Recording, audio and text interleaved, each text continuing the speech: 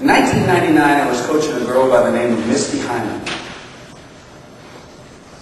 Misty swam the 200-meter butterfly in the Olympic pool 1 year before the Olympic Games. Misty was in the race against the defending Olympic champion, and she had raced this woman 6 times or so in her life, and always the same result.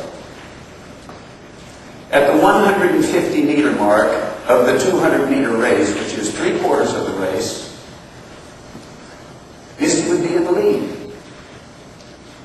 And then Misty would die coming home, and the defending Olympic champion, a woman by the name of Susie O'Neill, would go by her like a freight train by a hobo. And it happened again for the 6th time in a row. And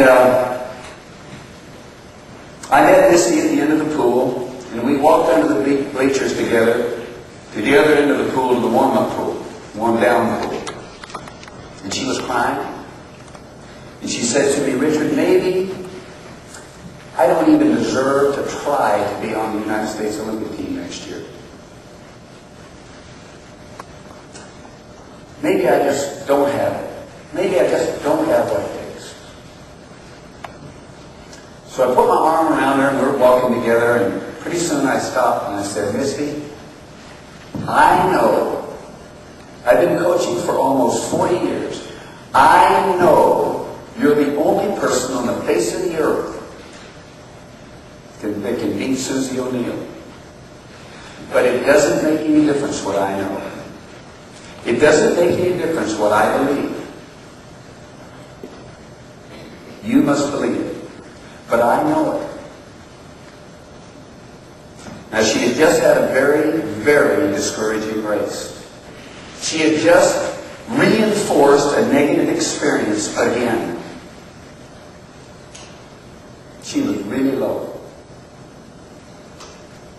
I asked her to believe in belief. I'll complete the story later. You'll like the finish, believe me. Let me come back to the story about Misty Hyman. I'm going to ask you for a moment to be just and I'm going to point them out. I want you to notice a few things. I'm going to show you the videotape of her winning race in Sydney. And I want you to be a little bit of a student of the sport. And I want you to notice something. When the girls walk out on the deck, I want you to notice who's having the most fun. I want you to notice who's in the moment and who's going for it and having the most fun versus maybe the others.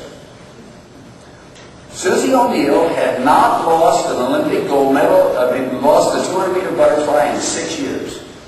She was the world record holder, she was the defending Olympic champion, and she was swimming the race in her home country. The girl next to her, Petra Thomas, also an Australian, swimming the race in her country. Both those girls, in my opinion, were stronger, had more experience, maybe were even in better condition. But I want you to notice a couple of things in the race. Number one, who's having the most fun? Look in their faces before the race starts. Number two, I want you to notice on the turns. In butterfly swimming, we do a turn where you touch the wall with both hands. Now, if you're interested in doing the fast turn, you immediately think back somersault first. And you get a breath late in the turn. But if you're thinking breath first, you get a breath here. Now your body's opened up, and you really are turning slowly. I want you to notice the turns on the two girls from Australia versus Misty's turns. I like, and then I want you to notice another thing.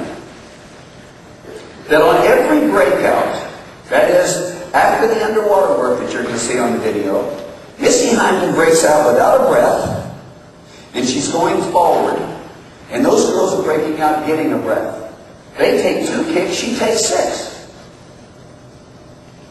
She practiced that. She didn't have to think about it. She just went to it at the critical moment. Now, ladies and gentlemen, the girls from Australia, in my opinion, were trying to accomplish the same thing Misty was trying to do, either without the tools ever being told to them, or not using the tools that some coach had tried to tell them about. Now let's watch Misty and see if you can see the difference in the little things that add up to the big difference.